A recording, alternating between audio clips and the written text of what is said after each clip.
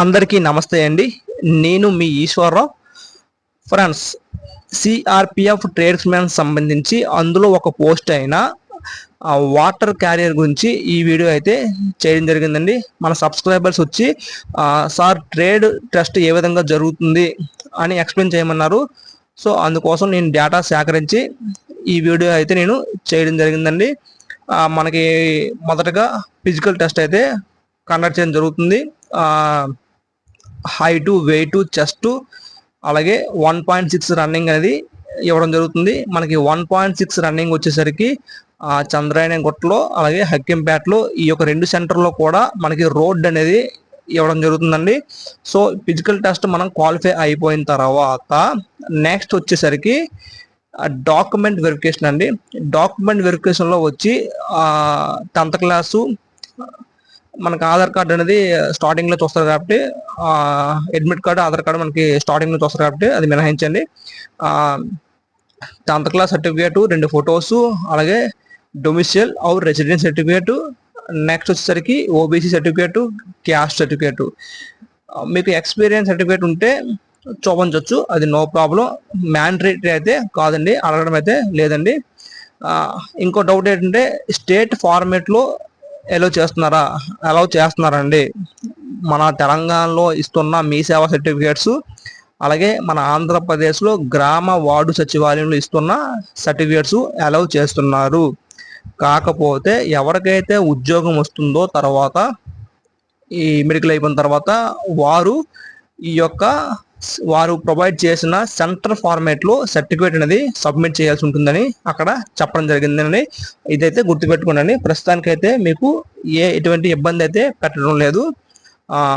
So next మనకి ఈ యొక్క డాక్యుమెంట్ వెరిఫికేషన్ కంప్లీట్ అయిపోయిన తర్వాత ట్రేడ్ టెస్ట్ ఏ విధంగా ఉంటుంది, ఎవరైతే ఈ యొక్క డాక్యుమెంట్ వెరిఫికేషన్లో సక్సెస్ఫుల్గా కంప్లీట్ అయ్యిందో నెక్స్ట్ ఒక బ్యాచ్లుగా డివైడ్ చేస్తారండి. ఒక బ్యాచ్కి వచ్చి 15 మంది ఉండొచ్చు, 20 మంది ఉండొచ్చు అండి. సో అక్కడున్న డిపార్ట్మెంట్ వాళ్ళు డిసైడ్ చేస్తారు. ఒక 20 మందికి బ్యాచ్గా డివైడ్ చేసి మొదటగా ఒక్కొక్క వెజిటేబుల్ వస్తారండి. ఫర్ ఎగ్జాంపుల్ 20 మందికి 20 రకాల వెజిటేబుల్స్ అనేది ఇవ్వడం జరుగుతుంది. ఒకరికి ఆనియన్స్ ఇస్తారు, ఒకరికి తోటకూర, ఒకరికి పాలకూర. మనకు వెజిటేబుల్స్ ఉన్నాయి కదండి, చాలా క్యాబేజీ, రకరకాల వెజిటేబుల్స్ ఉంటాయి కదండి, క్యారెట్, తర్వాత చాలా ఉన్నాయి కదండి వెజిటేబుల్స్, దొండకాయ, బెండకాయ, బీరకాయ, ఆనపకాయ, రకరకాల వెజిటేబుల్స్ అయితే ఉన్నాయి మనకి. ఆ యొక్క వెజిటేబుల్స్ అయితే అక్కడ ఉంటాయండి. మనిషికో వెజిటేబుల్ అయితే ఇవ్వడం జరుగుతుంది. ఫర్ ఎగ్జాంపుల్ ఒకరికి ఉల్లిపాయలు ఇచ్చారంటే ఆయనకి ఒక 2 ఉల్లిపాయలు అయితే ఇవ్వడం జరుగుతుంది. అది కటింగ్ అనేది మనం చేయాల్సి ఉంటుంది. అలాగే ఒకరికి బీరకాయ ఇవ్వచ్చు, దొండకాయ ఇవ్వచ్చు. ఈ వెజిటేబుల్స్ అన్ని ఒక్కొక్కరికి ఒక్కొక్కటి ఇవ్వడం జరుగుతుందండి. సో నెక్స్ట్ వచ్చేసరికి చపాతీ మేకింగ్ అండి. ఇక్కడ వచ్చేసరికి చపాతీ మేకింగ్ స్టార్టింగ్ మొదట్లో ఉండొచ్చు, ఈ యొక్క కటింగ్ అనేది తర్వాత ఉండొచ్చు. అంటే అక్కడ వారు చెప్పింది మనం చేయాల్సిందండి. ఇంకా సో చపాతీ కూడా మనం చేయాలండి. అక్కడ వారు పిడిగడితో మనకి ఒక చపాతీ పిండి ఇస్తారండి. ఆ పిండిని మనం కలుపుకుంటూ ఒక 2 చపాతీలు అయితే చేయాలండి. ఆ చపాతీని రౌండ్గా చేసేసి మనం కాల్చాల్సి ఉంటుంది. సో వాళ్ళైతే టెస్ట్ అయితే చేస్తారండి, చపాతీ ఏ విధంగా వచ్చిందో. ఇదండి టేస్ట్ అయితే కొన్ని చోట్ల చేస్తారు, కొన్ని చోట్ల చేయట్లేదు. సో ఇక్కడ చపాతీ రౌండ్గా వచ్చింది లేదా వాళ్ళు అబ్జర్వ్ చేసి మార్కులు అనేది ఇవ్వడం జరుగుతుంది. ఇక్కడ మనకు మార్కులు వచ్చేసరికి 50 మార్కులుగా 50 మార్కులు అయితే ఉంటాయండి. ఈ యొక్క ట్రేడ్ టెస్ట్ మనకి 20 మార్కులు వస్తే క్వాలిఫై అండి.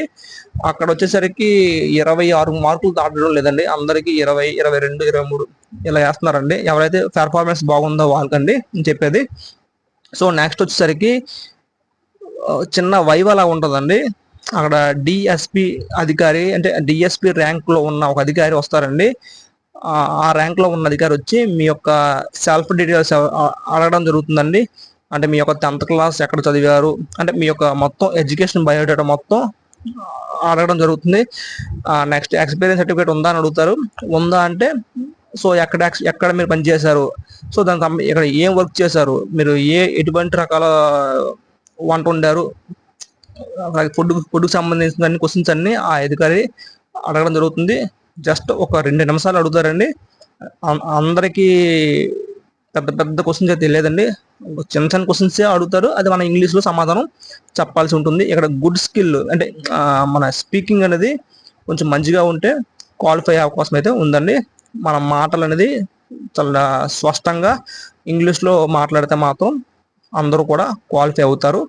అది గుర్తుపెట్టుకోండి. ఇంగ్లీష్ స్కిల్ అనేది కొంచెం ఉన్న వాళ్ళు క్వాలిఫై అయ్యే అవకాశం అయితే ఉందండి.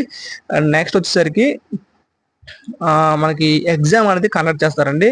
అంటే ఎగ్జామ్ అనేది జస్ట్ నార్మల్గా మీకు ఒక వైట్ పేపర్ ఇవ్వడం జరుగుతుంది. ఆ వైట్ పేపర్లో వాళ్ళు తోచిన క్వశ్చన్ అనేది ఇవ్వడం జరుగుతుంది.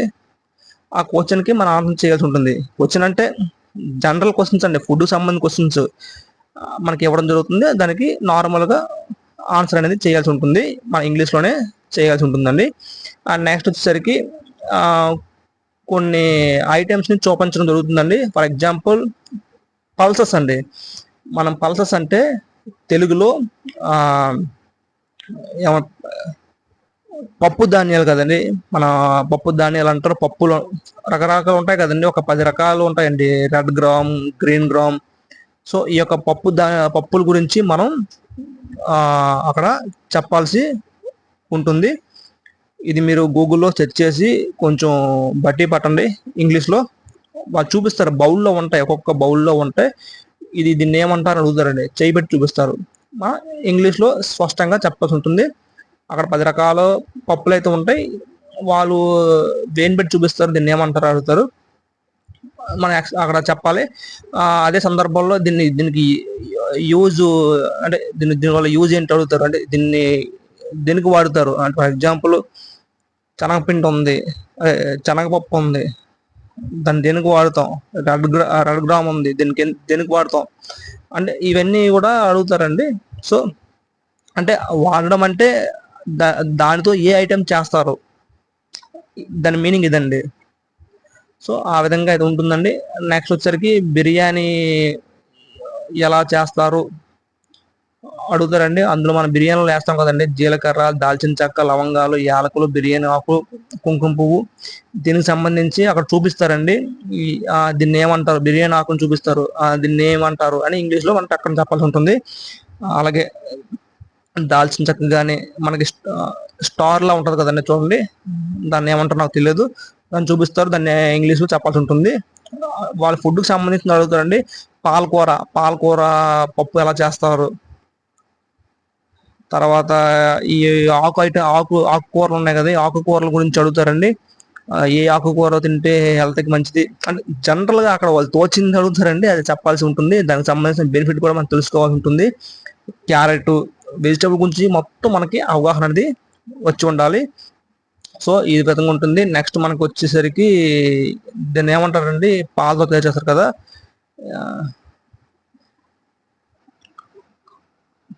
పన్నీర్ అండి. పన్నీర్ ఉంటుంది, మీకు తెలుసు కదండి. పన్నీర్తో ఎన్ని రకాల కర్రీ చేయొచ్చు, అలాగే పన్నీర్ కటింగ్ కూడా అడుగుతారండి.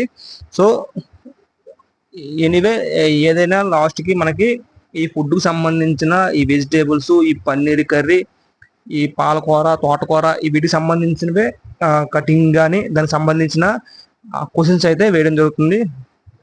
నెక్స్ట్ వచ్చేసరికి మనకి గోధుమ పిండి, శనగపిండి ఉన్నాయి కదండి, పిండిలు ఉంటాయి కదండి, ఈ పిండిలని బౌల్లో ఉంటాయండి. ఆ బౌల్లో వాళ్ళు చూపిస్తారు చేయబెట్టి, దీన్ని ఏమంటారు, దాన్ని మనం చూసి అది గోధుమ పిండ, శనగపిండ, బియ్యం పిండ అనేది అక్కడ మనం చెప్పాల్సి ఉంటుంది.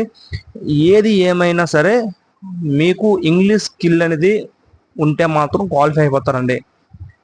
కొంచెం ఇంగ్లీష్ స్కిల్, సమయస్ఫూర్తి, వాళ్ళు అక్కడ ఏం మాట్లాడుతున్నారు అనేది మనకు అర్థమైతే ఈ ట్రేడ్ టెస్ట్ అనేది సింపుల్గా క్వాలిఫై అయిపోతారండి. సో ఇంగ్లీష్ స్కిల్స్ అనేది కొంచెం వచ్చిన వాళ్ళు అయితే క్వాలిఫై అయిపోతారు. సో ఇదండి ఫైనల్ కంక్లూజన్. మీరు ముందు రోజే మీరు ఫుల్గా ఈ యొక్క వెజిటేబుల్ గురించి ఫుల్గా చదువుకొని వెళ్ళండి. అలాగే మొత్తం ఫుడ్కు సంబంధించినవన్నీ కూడా తెలుసుకొని వెళ్తే వాళ్ళు క్వశ్చన్ చేస్తే మీరు ఆన్సర్ అయితే చేయాల్సి ఉంటుంది. Thank you friends, have a nice day. అందరికీ ఆల్ ది బెస్ట్.